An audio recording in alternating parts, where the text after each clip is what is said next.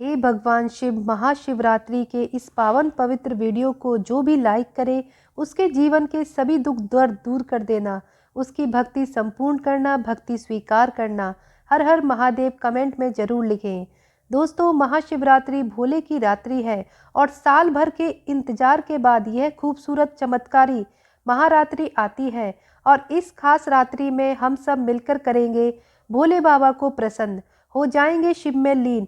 और इस वीडियो में हम बात करेंगे महाशिवरात्रि 2025 की ग्रस्तों के लिए, जहां ये पावन उत्सव भगवान शिव और माता पार्वती के मिलन का प्रतीक है, उनके विवाह का प्रतीक है। वहीं जो आध्यात्मिक है वो शिव की समाधि में सदा के लिए ठहर जाने के लिए उनके लिए रात्रि है। जो साधक है वह सभी इस रात में साधना में लीन रहते हैं। दोस्तों, हम पहले इस वीडियो में बात करेंगे आम गृहस्थों की कि आप इस दिन कैसे करेंगे व्रत, क्या है इस दिन का महत्व, पूजा विधि, श्रेष्ठ मुहूर्त जिसमें आपको पूजा करनी है और निश्चित काल और 4 प्रहर की पूजा का समय क्या है, अभिषेक कैसे करना है, यह सभी हम जानेंगे आज की वीडियो में।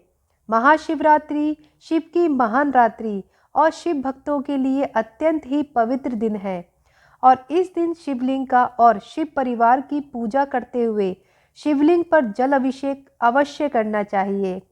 रुद्राभिषेक कर सके तो बहुत श्रेष्ठ है और जीवन के इससे सभी कष्ट दूर होते हैं, आपकी सभी मनोकामनाएं पूर्ण होती हैं। भक्तों, इस बार कुछ कंफ्यूजन है। आजकल हर तिथि पर कंफ्यूजन हो रहे हैं। 2 तिथि आ रही है, 26 को करें या 27 को करें। तो आप सभी को मैं बता दूं, महाशिवरात्रि 2025 में 26 फरवरी को ही मनाना है। बुधवार का दिन है और चतुर्थी तिथि को प्रारंभ हो रहा है। 26 फरवरी को सुबह 11 बजे चतुर्थी तिथि की समाप्ति होगी, 27 फरवरी को सुबह 9 बजे तक। और इस साल बहुत सारे शुभ योगों का निर्माण हो रहा है, पर शिव योग है तो शिव योग में महाशिवरात्रि आना अपने आप में श्रेष्ठ होता है। पूरे दिन रहने वाला है ये योग और श्रवण नक्षत्र भी है जो शाम को 5 बजे तक रहने वाला है। इसके बाद घनिष्ठान नक्षत्र चालू हो जाएगा। तो जो लोग भी रात के 4 प्रहर की पूजा करना चाहते हैं वो लोग शाम को 6:30 से रात को 9:30 तक पहले प्रहर की पूजा करें। दूसरे प्रहर 9:30 से 12:39 तक है। तीसरा प्रहर 27 की मध्य रात्रि को 12:39 से लेकर 30:40 तक है और चौथा प्रहर है उसकी पूजा 27 फरवरी को सुबह 30:40 से 6:50 तक रहने वाली है। जो लोग भी निश्चित काल की पूजा करना चाहते हैं, रुद्राभिषेक करना चाहते हैं निश्चित काल की, वो सभी 26 की मध्य रात्रि 27 की रात्रि को 12:09 से 1 बजे तक, यानी कि डेट चेंज हो जाएगी 27 तारीख, लेकिन आपकी जो रात्रि है वह 26 को रात्रि ही रहने वाली है। जो लोग भी व्रत का पालन करना चाहते हैं 27 फरवरी को सुबह 6:48 से 8:50 के बीच में कर सकते हैं। एक दिन पहले ही सारी सामग्री पंचामृत पुष्प तोड़ करके बाकी सभी सामग्री आप एकत्रित कर लीजिए।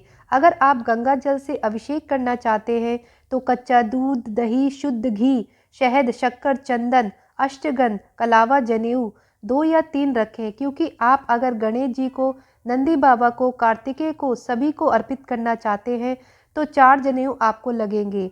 बाकी अगर आप सिर्फ भोलेनाथ को अर्पित करना चाहते हैं तो 1 जनेऊ वो रख लीजिए। बेलपत्र अवश्य रखें, 10-12 आपकी इच्छा हो तो उतने बेलपत्र आप रख लें। अगर आपके पास बेलपत्र नहीं है तो पहले ही बेलपत्र की व्यवस्था करके रख लीजिए। बेलपत्र इससे चमत्कारी रूप से फल प्राप्त होते हैं और जो लोग भी बेलपत्र लेंगे वो ताजे होने चाहिए, कटे फटे बेलपत्र ना हो, इस बात का ध्यान रखें। साफ सुथरे पूरे 3 पत्तियों वाले या उससे ज़्यादा पत्तियों वाले बेलपत्र हों। 3 से कम पत्तियों वाले जो संख्या होती है बेलपत्र वह आपको नहीं चढ़ाना चाहिए। भांग धतूरा जो आपको मिल सके वो लीजिए। सफ़ेद पुष्प, गुलाब पुष्प में भी ध्यान रखना चाहिए। खेत की सफ़ेद पुष्प और चंपा के पुष्प भोलेनाथ को अर्पित नहीं किए जाते, तो यह ना लें। भोलेनाथ को गुलाब का फूल भी विशेष प्रिय होता है, कमल का फूल भी विशेष प्रिय होता है। भोले बाबा को आप यह चढ़ा सकते हैं। और अक्षत ले, कम से कम 1-2 मुट्ठी अक्षत जरूर ले। ऐसा नहीं कि थोड़े से अक्षत लिए और चले गए, क्योंकि 1 मुट्ठी अक्षत चढ़ाई जाती है तो दोनों हाथ से आप सारी पूजा करने के बाद आप दोनों हाथों से 1 मुट्ठी चावल अर्पित करें। भोले बाबा को अपनी मनोकामना बोलते हुए या ऐसे भी आपको अर्पित करने चाहिए। चावल कम से कम 250 ग्राम जैसे चावल हों। ये ले लीजिए। दीपक ले लीजिए, जलाने के लिए धूप दीप ले लीजिए। और रुद्राक्ष की एक अभिमंत्रित माला, 1,25,000 जाप से अभिमंत्रित माला हो तो श्रेष्ठ है, नहीं तो आपके पास जो भी रुद्राक्ष हो वो माला आप लीजिए। भद्राक्ष आपको इस्तेमाल नहीं करना चाहिए, हालांकि सस्ते होते हैं। आपको ज़्यादातर कोशिश करनी चाहिए नेपाली रुद्राक्ष माला आपके पास हो, उससे ही आपको जाप करने चाहिए। अगर वह प्राप्त ना हो तो इंडोनेशिया रुद्राक्ष आते हैं, वो भी अच्छे होते हैं, उनसे आप जाप करें। एक थाली रख लीजिए जिसमें आप सभी पूजा सामग्री को लेकर ले जा सकेंगे, और एक थालपोस रख लीजिए। अगर आप मंदिर जाने वाले हैं तो थाली को ढकने के लिए कोई कपड़ा, सुंदर वस्त्र आपको रख लेना चाहिए। शिवरात्रि के दिन आपको ओम नमः शिवाय, ओम नमः शिवाय, ओम नमः शिवाय, ओम नमः शिवाय का जाप करते हुए, प्रभु का ध्यान करते हुए, भोलेनाथ का ध्यान करते हुए सुबह जल्दी उठकर धरती माता को प्रणाम करें, घर की साफ सफाई करें और गंदे घर में पूजा नहीं करनी है, इस बात का ध्यान रखें। और फिर इसके बाद तीर्थों में स्नान कर पाएँ तो ठीक है, नहीं तो घर में ही गंगा जल डाल करके आपको स्नान करना चाहिए और स्वच्छ सुंदर वस्त्र पहनने चाहिए। और आपको अपने मस्तक पर इस दिन भस्म से त्रिपुण भी बनाना चाहिए, या चंदन से त्रिपुण बनाइए। 3 रेखाएं जो खींचते हैं, यह नकारात्मक ऊर्जा से बचाव करता है और प्रभु से आपको जुड़ाव करता है। इसके बाद सूर्य भगवान को एक लोटा जल अर्पित करें। दक्षिण मुखी होकर के हमेशा की भांति अपने पितर के निमित्त एक लोटा जल अर्पित करें और शिवलिंग के सामने बैठकर आज आप संकल्प लें। थोड़े से पुष्प हाथों में लेकर के, हे प्रभु, आज मैं संकल्प करती हूँ कि सच्चे मन से परिवार सहित 7 से 10 महाशिवरात्रि का व्रत करूँगा या करूँगी। और ऐसा कहते हुए थोड़े से अक्षत लेकर के संकल्प ले सकते हैं। जल, सिक्का आदि लेकर के संकल्प को वहीं छोड़ दें और इसके बाद पूजा की शुरुआत करें।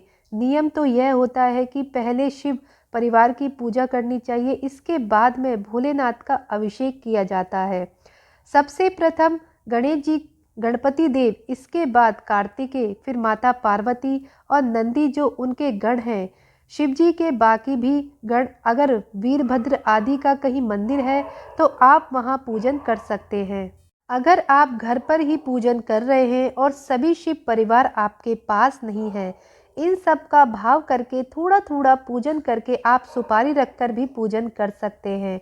और फिर आपको भोले बाबा का अभिषेक शुरू करना चाहिए। पहले ही पंचामृत तैयार कर लें।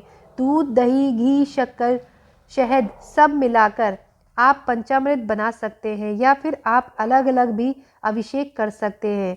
पूजा खड़े होकर के नहीं करना चाहिए। अक्सर मैंने देखा है लोग खड़े होकर के अभिषेक करते हैं। खड़े होकर के अभिषेक नहीं किया जाता है, हमेशा बैठकर ही अभिषेक करना चाहिए।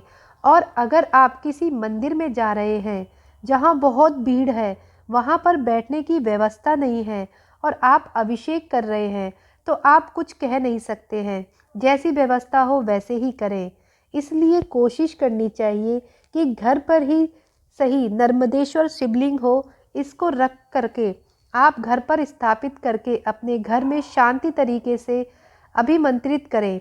जब इसको आप अभिमंत्रित करके अपने घर पर विराजित करते हैं, आप चाहें तो पंचामृत से एक एक चीज़ करके, पहले दूध से, फिर दही से, फिर बूरा यानी शक्कर से, इसके बाद मधु से, घी से अलग अलग भी अभिषेक कर सकते हैं।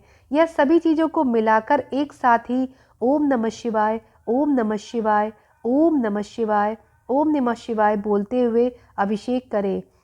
इसके बाद लास्ट में फिर शुद्ध जल से अभिषेक करें और इसके बाद शिवलिंग को एक मुलायम कपड़े से पोंछकर पहले वस्त्र धारण कराएं। अगर आपके पास बड़े शिवलिंग नहीं है, वस्त्र आदि नहीं पहना रहे हैं, तो कलावा ही वस्त्र रूपी कलावा अर्पित करके इसके बाद जनेऊ धारण कराएं। फिर सुंदर से भोले बाबा को चंदन से त्रिपुण बनाना चाहिए। माला सुशोभित करें।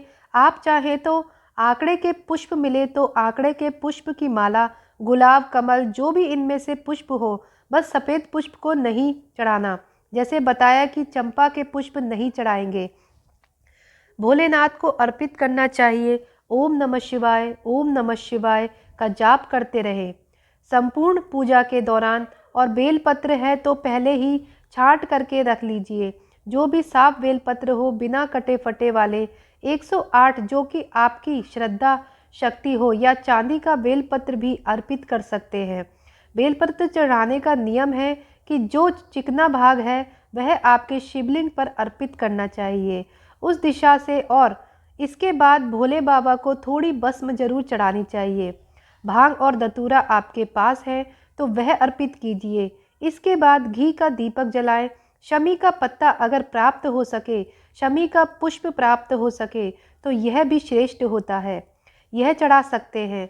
और इसके बाद घी का दीपक जलाएं, आरती करें। कपूर से आरती करनी चाहिए। कर्पूर गौरम करुणावतारम करके आरती करें। भोग में आप मौसमी फल ले सकते हैं। बेर है, अमरूद है, सेब है, अंगूर, केला आदि का भोग लगा सकते हैं। कलाकंद हो या अन्य दूध की मिठाई हो, आप यह उनका भोग के रूप में अर्पित कर सकते हैं। और फलाहार आदि का प्रसाद आप कुट्टू के आटे की पूड़ियाँ, सब्जी आदि अर्पित कर सकते हैं। ध्यान रखें, जो भी पूजा करेंगे सारे समय आपके मन को शांत रखना है। भोलेनाथ पर आपका अपना ध्यान केंद्रित होना चाहिए। ओम नमः शिवाय का जाप करते रहें, शिव का जाप करें। और मंदिर जा रहे हैं तो ध्यान रखें, इधर उधर दिमाग को ना रखें कि कौन क्या कर रहा है मंदिर में, वह आपके दिमाग नहीं लगना है।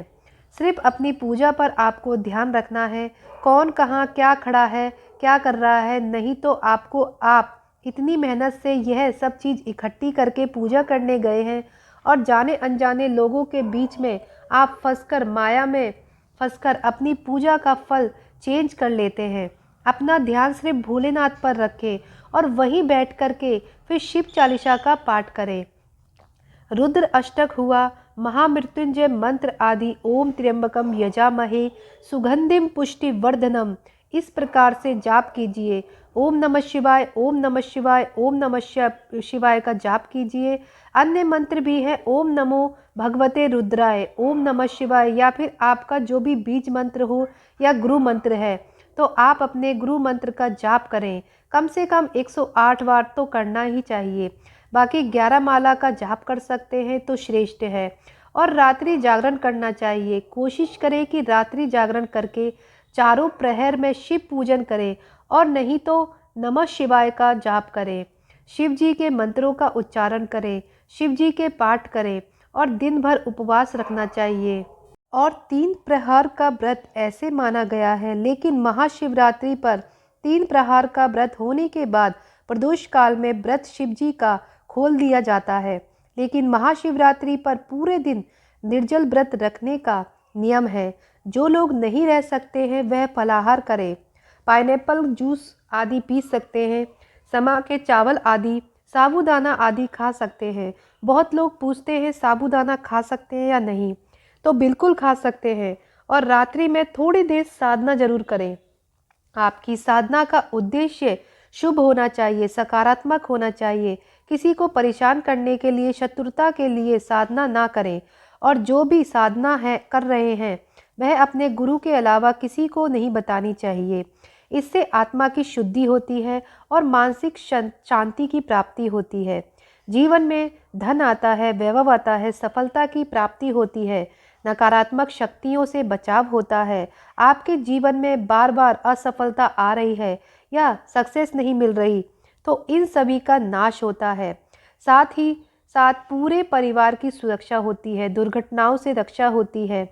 मृत्यु योग अगर हो तो वह भी टल जाता है, क्योंकि आप महाकाल की पूजा कर रहे हैं और काल से बड़ा महाकाल ही होता है।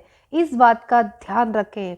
इस रात में ब्रह्मांड की जो भी ऊर्जा होती है बहुत सक्रिय होती है और शिव तंत्र में कहा गया है इस रात्रि में आपको रीढ़ की हड्डी सीधी रखते हुए आपको साधना करनी चाहिए, ध्यान करना चाहिए। मानसिक शांति देता है और साथ ही साथ यह सब रहेगा तो आपकी भौतिक इच्छाओं की पूर्ति अपने आप होने लगती है। तो इस रात्रि में रीढ़ की हड्डी को सीधा रखते हुए ओम नमः शिवाय, ओम नमः शिवाय का ज़्यादा से ज़्यादा जाप करें, शिव जी से कनेक्ट करें। इससे आपकी कुंडली भी जागृत होती है। जो लोग कुंडली जागृत करना चाहते हैं उनके लिए हेल्प होगा, चेतना का विकास होगा और आदर्श रात्रि है दोस्तों। ब्रह्मांड दिए ऊर्जा और शिव तत्व से जुड़ने का उत्तम समय है। तो आप भी किसी भी शिवालय में हो, शक्तिपीठ में हो, किसी तीर्थ स्थल में हो या एकांतवास करके अपने घर में 4 प्रहार ना तो कम से कम 1 प्रहार ही जाप करें, भोले बाबा का अभिषेक करें, ध्यान करें और अपनी ऊर्जा को जागृत करें। तो दोस्तों महापर्व है, महाशिवरात्रि है, पावन रात्रि है और इस रात्रि में शिव और शक्ति से समर्पण का दिन है। तो आप भी भोलेनाथ को मनाइए, माता शक्ति को मनाइए और अपनी आध्यात्मिक उन्नति के साथ साथ अपने जीवन की समस्याओं का समाधान भी पा सकते हैं। स्वास्थ्य आयु में वृद्धि हो, पापों का नाश हो, आध्यात्मिक शुद्ध का श्रेष्ठ अवसर है। तो पूरा फ़ायदा उठाएं और मैंने कोशिश की है और मैं कई ऐसी वीडियो अपलोड करूंगी जिसमें कोई उपाय होंगे। आप हमारे चैनल को सब्सक्राइब करके रखें जिससे आपको लाभ ही लाभ होगा। लाइक करके हर हर महादेव लिखना ना भूलें। जय शिव शंभू, कालों के काल महाकाल की जय हो। धन्यवाद।